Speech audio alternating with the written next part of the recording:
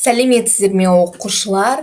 Біз өткен жылы сіздермен Шоқан Уәлихановты және де оның шығармасымен таныс болған болатынбыз.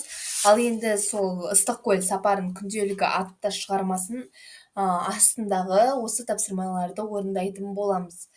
Мен сіздерге тек қана ауызша айтамын, ал егер жазбаша нұсқасы керек болса, осы видеоның описаниясына жазбаша нұсқасыны ссылкасын қалдырып кетемін. Сол ссылка арқылы өтесіздер, содан соң жазбаша нұсқасын алып көшіріп жазсаңыздар болады.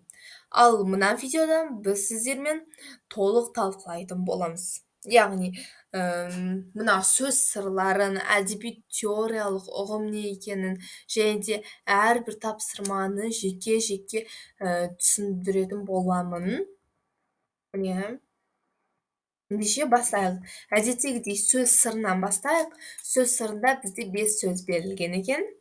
Неге сіздер сөз сырына тоқталады десеңіздер, себебі кейбір сөздерді, кейбір ескі сөздерді біз көбінесе түсіне қоймаймыз. Сол себептен бізге мына жерде түсіндірумен береді. Соларды оқып аламыз бірінші, содан кейін тапсырмаларды орындайтын боламыз. Кеттік. Бекет. Бекет дегеніміз ол жолаушылар қатынас көліктері аялдайтын жер екен. Тылсым, белгісіз, құпия, жасырын деген сөзді білдіреді. Тобылғы раушан гүлдер тұқымына жататын қызыл күрең түсті бұтаны айтамыз. Ал шілік дегеніміз сулы жерде өсетін жіңішке соқылдақ бұта. Сілем дегеніміз ұзыннан ұзақ созылып жатқан тау жоталарын аласырып таусылар жері, яғни жоталардың жалғасы деп білеміз. Келесі әдеби теориялық ұғым. Бұл жерде бізге очерк және күнделікті беріпті. Очерк дегенді сіздер білетін шығарсыздар. Күнделік дегеніміз алдыңғы тақырыпта, яғни Ыстықкөл сапарының күнделігі деп бекер айтылмаған. Күнделік дегеніміз ол бір жанр түрі, себебі Шоқан Уәлиханов сол Ыстықкөл сапарына барған кезде өзімен бірге күнделік алып, өзінің көрген білгенін ұмытып қалмас үшін жазған. Оны және де әдебиеттің бір жанр түріне жатқызған екен. Енді олармен толық танысайық. Очерк дегеніміз шынайы адамдармен шынайы өмір суреттеледі, көркем әдеби әрі деректі шығарманы айтамыз.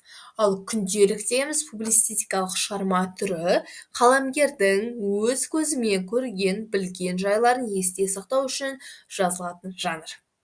Міне, ендеше тапсырмаларға назар аударайық. Бірінші тапсырма. Шоқан туралы мәліметтерді ең алғаш қайдан, кімнен естідіңіздер? Мен былай жазамын. Мен Шоқан Уәлиханов туралы мәліметтерді ең алғаш болып кітаптардан оқығанмын. Сіздер де дәл осылай жазсаңыздар болады, немесе өздеріңіз Шоқан туралы қайдан мәліметтерді естідіңіздер, және кімнен естідіңіздер, соны жазсаңыздар болады. Мысалы, мен мектептен естідім, яғни өзімнің мұғалімімнен Шоқан туралы мәліметтер жинаған болатынмын деп жазсаңыздар, иә. Келесі, екінші тапсырма. Сызбаны пайдаланып, Шоқанның әр қырын ашатын еңбектерін айтайық.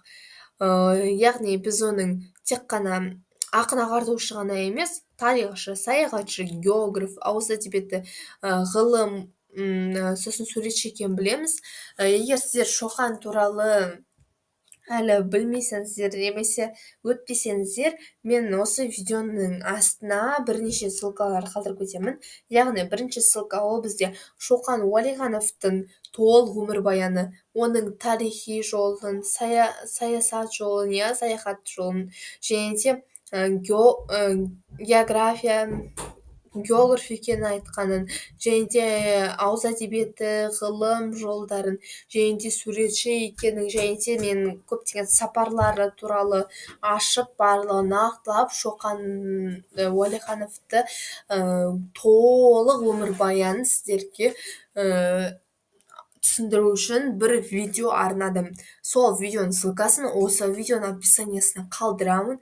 Сол ссылка арқылы өтіп Шоқан Уәлихановпен толықтай таныс болыңыздар. Тағы бір видео қалдырып кетемін, яғни ссылкасы ол осы тапсырмалардың жазбаша нұсқасы. Ал енді осы видеоны ары қарай жалғастырайық. Бірінші біз тарихтан бастайықшы. Тарихшы, мысалы, Сібір қырғыздарының облыстық басқармасының кеңесшісі, Көкшетау округінің аға сұлтаны болды деп жазып қойсаңыздар болады тарихшыға. Мысалы деп жалғастырасыздар жаңағы менің сөздерімді. Видеоны артқан қарай жылжытып жазып алсаңыздар болады. Кеттік. Саяхатшы. Себебі Шоқан кадет корпусын бітірген соң, бір жылдан кейін Батыс Сібірдің генерал-губернаторы Гасфордтың адъютанты қызметіне бекітіледі. Міне, дәл осыны жазып қойыңыздар. Келесі, давайте суретшіні айтайық мына жерден. Суретші мынадай суреттері бар. Шоқан Уәлихановтың бала күннен бергі ермегі сурет салу деп жазыңыздар. Себебі және де 150-ден астам артынан сурет қалды деп жазып қойыңыздар.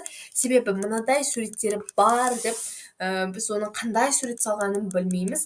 Тек қана немен салғанын білеміз. Акварель, туш, сиямен, майлы бояулармен ғана салғанын білеміз. Ал оның именно қандай сурет салғандарымыз білмейміз. Сол себептен сіздер жаңағы немен салғанын жазып кетсеңіздер болады, және де оның бала күннен бергі ермегі сурет салу деп жазып кетсеңіздер болады, және де артынан 150-ден астам сурет қалдырды. Міне. Келесі, ғылыми жолын, ғылыми еңбектері мыналар. Шоқан Уәлиханов өзінің жанғария очерктерін 1860 жылы Петербургте жазған болатын. Қозы көрпеш баян сұлуды орыс тіліне аударған. Міне, осыны ғылымға жазсаңыздар болады. Ал енді ауыз әдебиетін жинаушы. Мысалы, қазақтың хандық дастандарының үлгілері туралы орта жүз қазақтардың аңыз әңгімелері және тағы басқа деп жазып қойсаңыздар болады. Географ былайша дәлелдеймін. Шоқанның ғылым ретінде қалыптасуы оның ішкі Азия географиясына қосқан ғылыми үлесі тұңғыш жан-жақты ашып көрсеткен. Міне, осылай жазсаңыздар болады. Келесі, 3-ші тапсырма. Ыстықкөл қай жерде? Дүниежүзілік картаны көрсетеді. Мен сіздерге дүниежүзілік картаны ашып көрсетпеймін, жай ғана оның нақты қай жерде орналасқанын, қай елде, қай жерде орналасқанын айтамын. Ыстықкөл солтүстік Тянь-Шаньдағы күнгей Алатау мен Теріскей Алатау жоталарының орталығында орналасқан 1608 метр биіктікте орналасқан тұйық көл. Ол әрине Қырғызстан жерінде. Келесі тапсырма. Күнделік дегенді қалай түсінесіздер? Олардың қандай түрлерін білесіздер? Енді қараңыздар. Жаңа ғана айтып кеттік қой. Күнделік публицистикалық шығарманың бір түрі жазушының немесе саяхатшының өз көзімен көрген білгенін тізіп жазудан пайда болған жанр деп жазсаңыздар болады. Келесі. 5-ші тапсырмаға назар аударайық. Міне, Шоқан Уәлиханов Ыстықкөл күнделігін қашан не мақсатпен жазғанын түсіндірейік. Шоқан Уәлиханов 1856 жылы Ыстықкөл аумағында сапарға шығып, жол бойы көрген білгенін қағазға түсіріп, күнделік ретінде жазып отырған. 18 сәуір мен 23 маусым аралығында жазған. Бұл сол заманға ерекше бір жаңалық болып енген. Бұл қазір әрі күнделік, әрі әдебиет, әрі зерттеу еңбегі ретінде жарық көрген туынды. Міне, дәл осылай жазыңыздар. Міндетті түрде жоғары балл ала аласыздар. Келесі 6-ші тапсырма. Оқыған үзіндіде қандай жер атаулары кездеседі? Оқыған үзіндіде біз Семей, Аякөз, Лепсі, Алатау, Балқаш, Ақсу, Қарабұлақ, Шелек, Қарқор, Темірлік және де тағы басқа атауларды кездестіреміз. Келесі 7-ші тапсырма. Шығармада кездесетін өсімдіктер мен аң құс атауларына назар аударып, бір-бірімен пікірлесіңдер. қандай аң құстарының атауы бар, соларды ғана теріп жазайық. Бозторғай, тобылғы, шілік, сәбіз жапырақтары, жиде, итмұрын, сәмбі және тағы да басқа атаулар кездескен. Мен мына 4 тапсырманың екінші және үшінші тапсырмасын орындаймын. Ал 1 мен 4-ші тапсырманы орындамаймын. Неге десеңіздер, сіздер 9-шы сыныпта активный, қалай айтсам болады, оқушылар өте аз, комментарийға жазбайды кері байланыс, және де подписаться етпейді, подпискасыз қарайды. Сол себептен егер сіздер өте активный болатын болсаңыздар, мен бүкіл тапсырманы басынан аяғына дейін орындаймын. Ал қазір мен екінші, үшінші тапсырманың жауабын айтамын.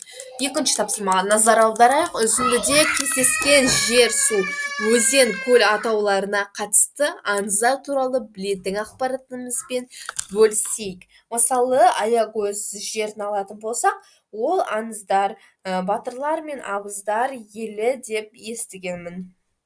Дәл осылай жазсаңыздар болады. Үшінші, Шоқанның қозы көрпеш баян сұлу дастаны туралы айтқан пікірлерін талдай отырып, аталған жазбада ол туралы қандай ақпарат білетіндеріне талдау жүргізейік дейді.